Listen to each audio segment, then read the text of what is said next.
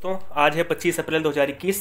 आज की daily current affair की क्लास में आपका स्वागत है। आज की क्लास का पहला पॉइंट है, बिहार सरकार ने राज्य के प्रत्येक जिले में कोविड केंद्र की स्थापना करने का निर्णय लिया है। बिहार के राज्य सरकार ने राज्य के प्रत्येक जिले में कोविड सेंटर की स्थापना करने का निर्णय लिया है। बिहार के मुख्यमंत्री नीतीश कुमार जी हैं और नीतीश कुमार जी 7वीं बार बिहार के मुख्यमंत्री बने हैं। बिहार की उप मुख्यमंत्री रेणु देवी हैं और रेणु देवी जी बिहार की पहली महिला उप मुख्यमंत्री हैं। बिहार के गवर्नर फागू सिंह चौहान हैं। कोसी नदी को बिहार का शोक कहा जाता है। बिहार में जिलों की कुल संख्या 38 है। बिहार में 38 जिले हैं। बिहार को अभी हाल में डिजिटल इंडिया अवार्ड दिया गया। एथेनॉल पॉलिसी लागू करने वाला भारत का पहला राज्य भी बिहार है। बिहार के कुछ उत्पादों को जीआई टैग मिला है। इन उत्पादों में शाही लीची है, कटरानी राइस है, मगही पान है और जर्दालू आम है। तो शाही लीची, कटरानी राइस, मगही पान और जर्दालू आम, इनको जीआई टैग मिला है। आज की क्लास का दूसरा पॉइंट, 24 अप्रैल को राष्ट्रीय पंचायती राज दिवस मनाया जाता है। 24 अप्रैल 1993 को पंचायती राज व्यवस्था को संवैधानिक दर्जा मिला था 73वें संविधान संशोधन के द्वारा।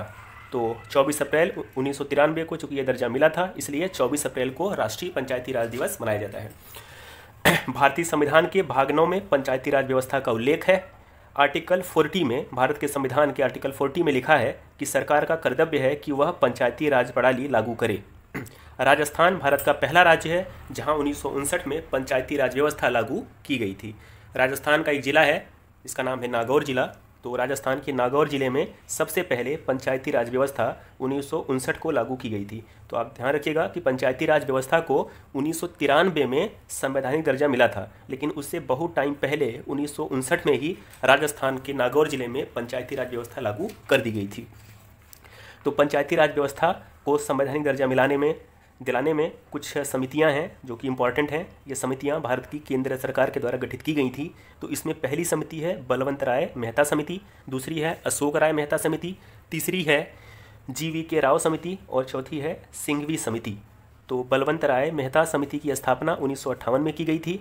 बलवंत राय से मेहता समिति ने कहा था कि पंचायती राज व्यवस्था 3 टायर में होगी, मतलब त्रिस्तरीय होगी, जिला लेवल पे, ब्लॉक लेवल पे और ग्राम लेवल पे। तो इसके बाद 1978 में अशोक राय मेहता समिति की गठन की गई। अशोक राय मेहता बलवंत राय मेहता के पुत्र थे।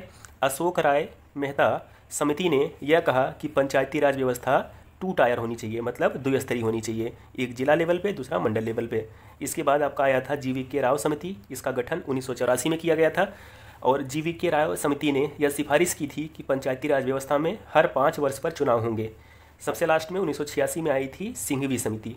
तो सिंघवी समिति ने पंचायती राज व्यवस्था को कॉन्स्टिट्यूशनल स्टेटस, संवैधानिक दर्जा दिलाया था।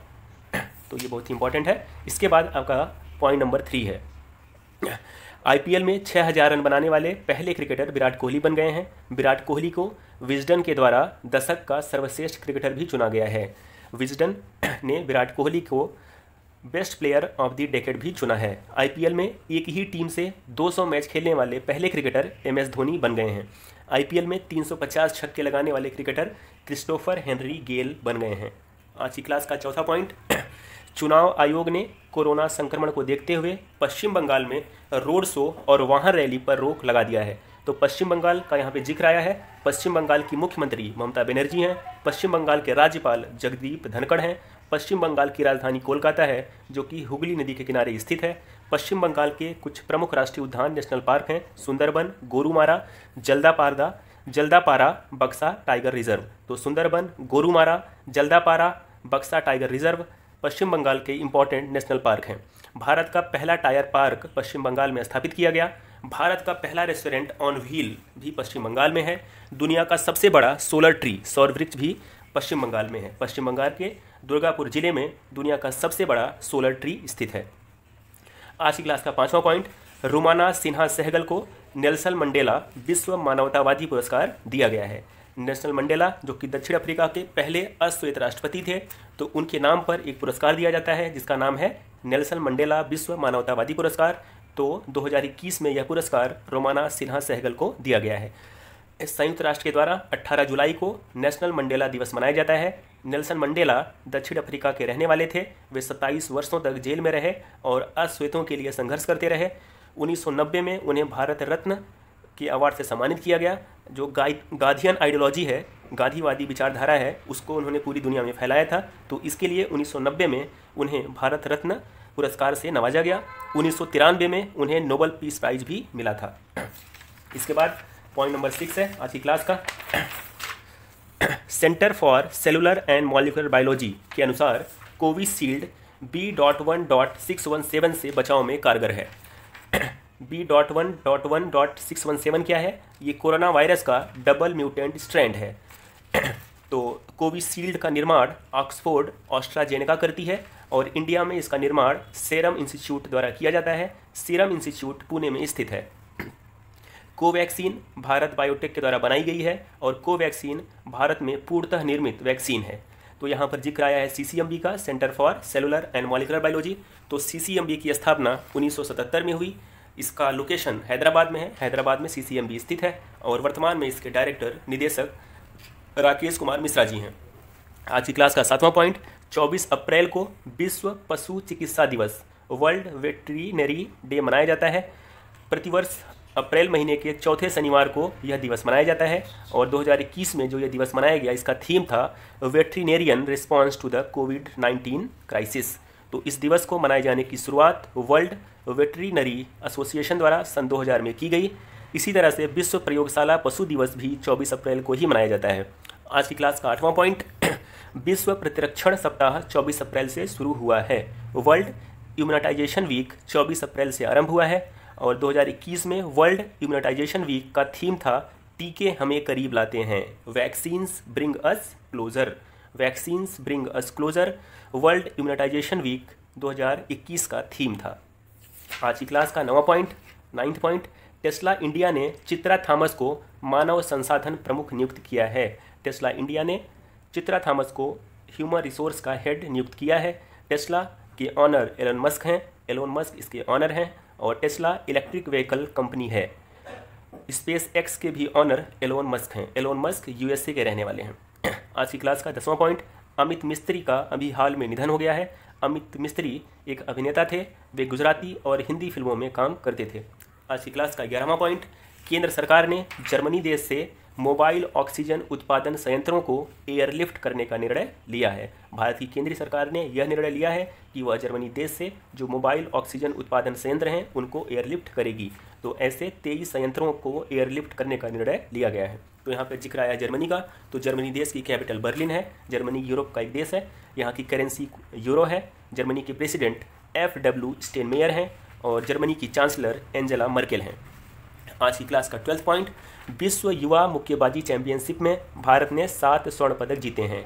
वर्ल्ड यूथ बॉक्सिंग चैंपियनशिप 2021 में भारत ने 7 गोल्ड मेडल जीते हैं। वर्ल्ड यूथ बॉक्सिंग चैंपियनशिप 2021 का आयोजन पोलैंड में हुआ था। इंटरनेशनल बॉक्सिंग एसोसिएशन जो कि बॉक्सिंग को रेगुलेट करने वाली संस्था है, इसकी स्थापना 1946 में की गई थी। इंटरनेशनल बॉक्सिंग एसोसिएशन का हेडक्वार्टर लुसेन में है। लुसेन स्विट्जरलैंड का एक शहर है। इंटरनेशनल बॉक्सिंग एसोसिएशन के प्रेसिडेंट उमर नजारोविच हैं। उमर नजारोविच क्रेमलेव इसके प्रेसिडेंट हैं। और यहाँ पर जिक्र आया है पोलैंड का। तो पोलैंड एक यूरोपीय देश है, यूरोपियन कंटिनेंट का एक देश है और इसकी राजधानी वर्षा है। आज की क्लास का 13वां पॉइंट, हाल ही में जापान देश ने 3 महीने के आपातकाल की घोषणा की है। तो जापान देश में 3 महीने के लिए नेशनल इमरजेंसी लगा दिया गया है। आज की क्लास का 14वां पॉइंट, DRDO ने अहमदाबाद शहर में कोविड अस्पताल स्थापित करने की घोषणा की है। DRDO का फुल फॉर्म होता है defence research and development organisation. तो defence research and development organisation ने अहमदाबाद शहर में कोविड अस्पताल स्थापित करने की घोषणा कर दी है। इसके बाद आज की क्लास का DRDO के बारे में थोड़ा जान लेते हैं हम। तो DRDO की स्थापना 1958 में की गई थी। इसका हेडक्वार्टर नई दिल्ली में है। इसके वर्तमान में अध्यक्ष डॉक्टर G सतीश रेड्डी हैं और DRDO का मोटो है बलस्य मूलम विज्ञानम। संस्कृत में इसका मोटो है बलस्य मूलम विज्ञानम। इंग्लिश में इसको कहा जाता है strength origin is in knowledge. Strength origin is in knowledge DRDO का मोटो है।